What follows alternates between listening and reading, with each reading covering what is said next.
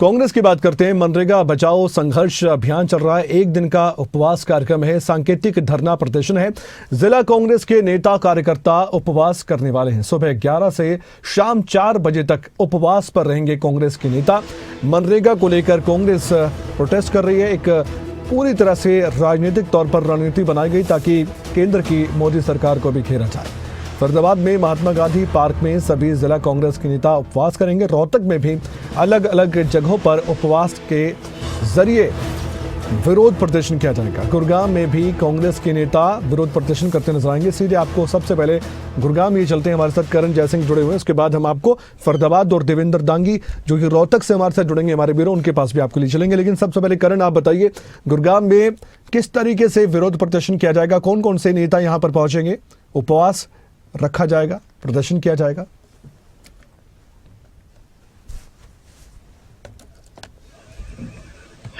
कमल, देखिए, लगातार मनरेगा को लेकर कांग्रेस जो है वो भाजपा पर निशाना साध रही है, भाजपा के जरिए सरकार पर निशाना साध रही है, क्योंकि मनरेगा का नाम जो है वो बदल दिया गया है। उस कानून में, उस योजना में कई बदलाव जो है वो किए गए हैं और कांग्रेस का ये कहना है कि ये जो बदलाव किए गए हैं ये लोगों के लिए नुकसानदायक हैं। जो मजदूर वर्ग है उनको रोजगार नहीं मिलेगा, ये नीयत कहीं ना कहीं नजर आ रही है। तो इस तरह के आरोप लगातार कांग्रेस भाजपा पर लगा रही है और कांग्रेस एक और आरोप लगा रही है कि महात्मा गांधी जो राष्ट्रपिता हैं उनकी जो कदर है वो बीजेपी नहीं कर रही है और यही वजह है कि मनरेगा का नाम जो है वो बदला गया है। इसको लेकर अलग अलग जिले स्तर पर आंदोलन चलाया जा रहा है, प्रदर्शन जो है वो किया जा रहा है। हमने कल भी देखा, कल गुरुग्राम में कैप्टन अजय सिंह यादव, कांग्रेस के बड़े नेता जो हैं वो प्रेस कॉन्फ्रेंस कर रहे थे और हर जिले में इस तरह की प्रेस कॉन्फ्रेंस की जा रही है। हर जिले में आज का जो कार्यक्रम है वो उपवास का रखा गया है। तो देखिए, एक बड़ा जो आंदोलन है वो कांग्रेस करती हुई नजर आ रही है मनरेगा के रूप में और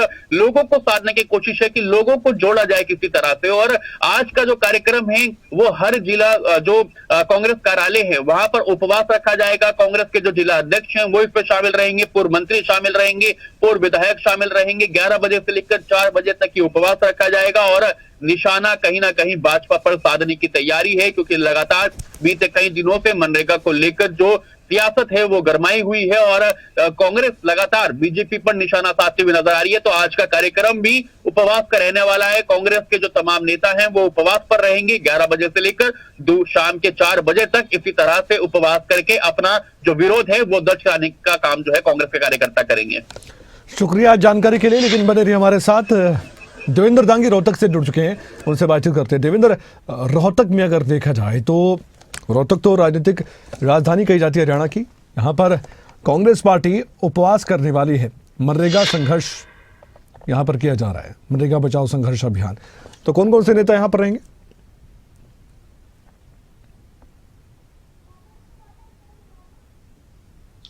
देखिए कमल, बता दूं, रोहतक में जिस जगह का चयन किया गया है वो है बापू पार्क और तकरीबन ना सिर्फ रोहतक बल्कि देश भर में जहां पर भी आज ये उपवास रखे गए हैं तकरीबन ऐसी जगहों का चयन किया गया है कांग्रेसियों द्वारा जहां पर या तो महात्मा गांधी की प्रतिमा है या उनके नाम से कोई पार्क है।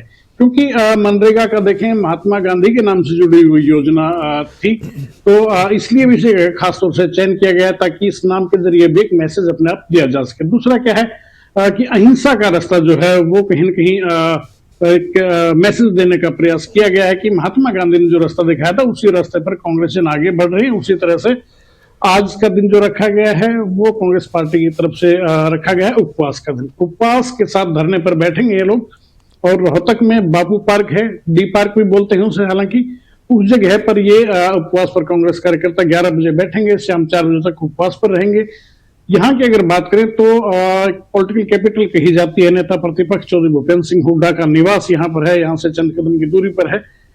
हालांकि उनकी तरफ से कोई मैसेज नहीं है कि वो पहुंचेंगे या नहीं, लेकिन ये जरूर माना जा रहा है कि कांग्रेस के जो अन्य जो विधायक है, चाहे रोहतक से कांग्रेस विधायक भारभूषण बत्रा का जिक्र कर लीजिए या महम से कांग्रेस के युवा विधायक हैं बलराम दांगी, वो यहाँ पर रहेंगे, या उनके पास कुंतला खटक हैं जो 3 बार के विधायक हैं, वो कलानूर से वो यहाँ पर नजर आएंगे। उनके अलावा जो डिस्ट्रिक्ट प्रेसिडेंट हैं दोनों, चाहे वो शहरी का जिक्र कर लीजिए कुलदीप केडी या फिर ग्रामीण कांग्रेस के जो अध्यक्ष हैं बलवान सिंह रंगा, वो उनकी टीम सारी यहाँ पर नजर आने वाली है। तो सुबह 11 बजे का वक्त रखा गया और 11 से 4 बजे तक यहाँ पर ये लोग बैठेंगे। और इस तरह की तस्वीरें कमल आज सभी जगह से देखने को मिलेंगे। गुरुग्राम का जिक्र आपने किया, गुरुग्राम का बता रहे थे हमारे साथी करणजय सिंह। इसी तरह से फरीदाबाद में रखा गया और अलग अलग जगहों पर इसी तरह के कार्यक्रम रखे गए हैं। दूसरा बता दूं, जो शेड्यूल जो मुझे टेंटेटिव जो कांग्रेस का मैं देख पा रहा हूं, उसमें यह कि पूरे जनवरी महीने में ये चीजें चलती रहेंगी ताकि ये मैसेज ज्यादा से ज्यादा लोगों तक कांग्रेस के द्वारा पहुंचाया जा सके। पहले जो डिस्ट्रिक्ट कांग्रेस कमेटी जिनकी तरफ से प्रेस कॉन्फ्रेंस का शेड्यूल था वो पूरा हो गया है 10 तारीख को। उसके बाद आज का उपवास का शेड्यूल है, इसी तरह से धरने प्रदर्शनों का शेड्यूल चलेगा और 26 जनवरी को भी खासतौर से पंचायत लेवल पर यानी कि ब्लॉक स्तर पर, उसके बाद गांव गांव में जाकर पंपलेट के जरिए लोगों को इस मामले में अवेयर किया जाएगा। जो पंपलेट का जो सामग्री है वो मैं बता दूं, एक फैक्ट चेक के नाम से एक पंपलेट इन लोगों ने जो है जारी ये लोग कर रहे हैं और इस पर 4 चीजों पर खासतौर से कांग्रेस का फोकस है। 4 पॉइंट हैं जिन्हें हाईलाइट किया गया है। कमल, उनमें सबसे पहला है आपके काम करने के अधिकार को छीना जा रहा है। ये टैगलाइन दी गई है। हर परिवार को न्यूनतम 100 दिन का काम करने की कानूनी गारंटी पहले मिलती थी, यूपीए की जो प्लानिंग थी मनरेगा के तहत, उसका जिक्र है जी। साथ में अब बताया गया कि अब क्या होगा। अब आपके पास कानूनी काम की कोई गारंटी नहीं रहेगी, ये कहा गया है। इसमें काम केवल मोदी सरकार द्वारा चुने गए गांवों को ही मिलेगा, जबकि पहले सभी गांवों में मिलता था। ये यानी कि एक पैरेलल जो है वो कंपेयर किया गया है, कंपैरेटिवली एक परफॉर्मा बनाया गया है। उसके मुताबिक पॉइंट नंबर 2 जो है आपके न्यूनतम मजदूरी पाने के अधिकार को छीना जा रहा है। ये कांग्रेस की तरफ से दावा किया गया है, ये आरोप जो है इस पेम्पलेट में लगाया गया और इसमें खासतौर से लिखा गया पूरे साल काम की मांग कर सकते थे, यानी कि ऑन डिमांड आपका वर्क था और आपके कानूनी न्यूनतम मजदूरी की गारंटी दी गई थी इस मनरेगा के तहत। लेकिन भविष्य में ये बताया गया कि फसल कटाई के मौसम में अब आपको काम नहीं मिलेगा। करीब करीब 2 महीने यानी कि आपको काम की कोई गारंटी नहीं, आपको काम नहीं मिलेगा। मोदी सरकार आपकी मजदूरी मनमाने ढंग से तय करेगी, ये इसमें लिखा गया है।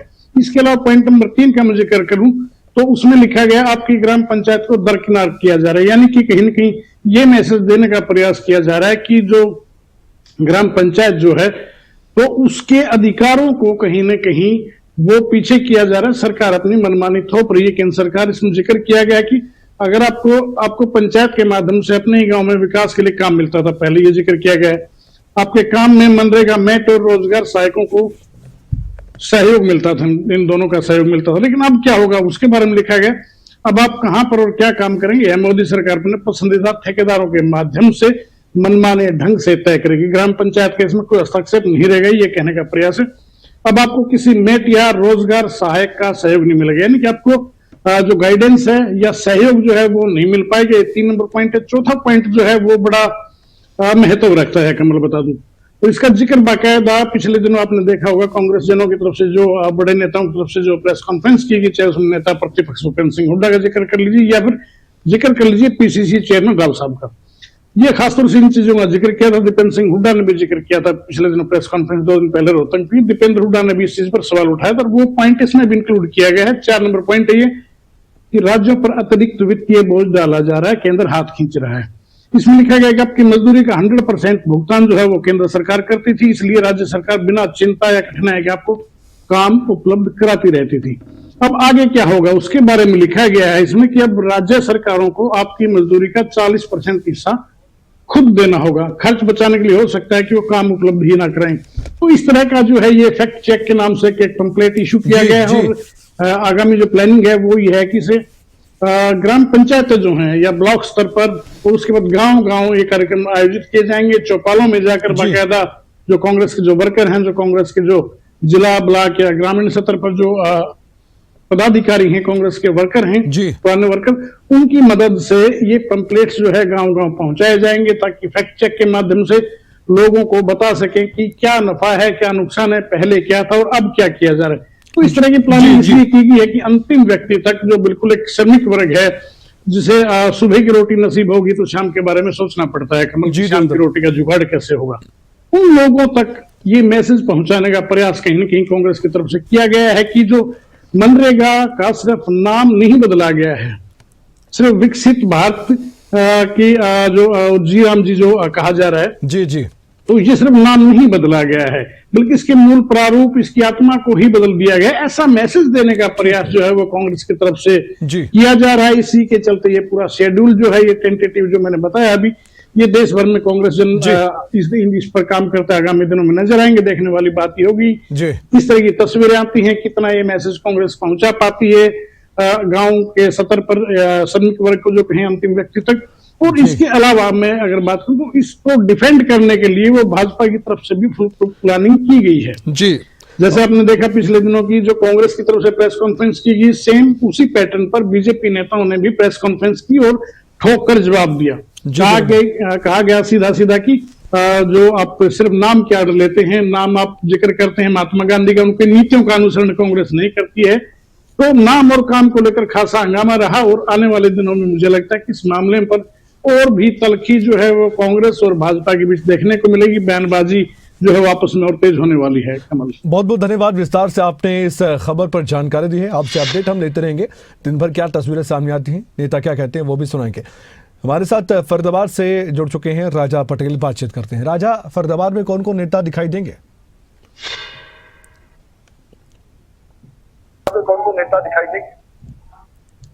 बात की बात करें तो अब से कुछ देर बाद यानी कि 11 बजे फरीदाबाद के महात्मा गांधी प्रतिमा पर सभी जिला कांग्रेस कमेटी के जो नेता हैं, कार्यकर्ता हैं, वो एक दिन का सांकेतिक धरना जो है वो देने जा रहे हैं। कांग्रेस के जो जिला अध्यक्ष हैं बलजीत कौशिक, उनके नेतृत्व में सभी जो पूर्व विधायक हैं, पूर्व मंत्री, पूर्व सांसद इस सांकेतिक धरने में शामिल होते हुए नजर आएंगे। एक दिन का जो उपवास है पूरे देश में हर एक जिले में आज कांग्रेस करती हुई नजर आ रही है। मनरेगा को लेकर जिस तरीके से काफी लंबे समय से कांग्रेस के जो सीनियर नेता हैं लगातार प्रदर्शन कर रहे हैं, वैसे में लगातार वार पलटवार भी देखने को मिल रहा है। भाजपा कांग्रेस पर बड़ा आरोप लगा रही है कि कांग्रेस की सरकार में और कांग्रेस को मजदूरों की, किसानों की, कमेरा वर्ग की याद क्यों नहीं आई। आखिरकार नाम बदलने के साथ साथ जो स्कीम है उसमें काफी बेनिफिट है, मजदूरों को सरकार देती हुई नजर आ रही है। जो मनरेगा पहले 100 दिनों का हुआ करता था, अब वो 125 दिनों का है। और इसी के साथ साथ जो मजदूर कृषि के लिए उस टाइम पर अपने खेती में नहीं जा सकते थे, यानी कि अपने गांव नहीं जा सकते थे, पर अभी जो स्कीम में बदलाव किया गया है, मजदूर कहीं ना कहीं अपनी खेती के लिए अपने गांव जा सकते हैं, अपनी खेती कर सकते हैं। तो काफी बदलाव देखने को मिल रहे हैं। पर इस बीच लगातार 1 महीने तक कांग्रेस लगातार डे बाय डे प्रदर्शन करेगी। आज कांग्रेस का सांकेतिक धरना और एक दिन का उपवास पूरे देश के अलग अलग जिलों में देखने को मिल रहा है। अगले आने वाले दिनों पर लगातार जो कांग्रेस का जो प्रदर्शन है इसी तरीके से आगे भी जारी रहेगा। जी राजा, बहुत बहुत धन्यवाद जानकारी देने के लिए। इस खबर पर अपडेट आपसे हम देते रहेंगे।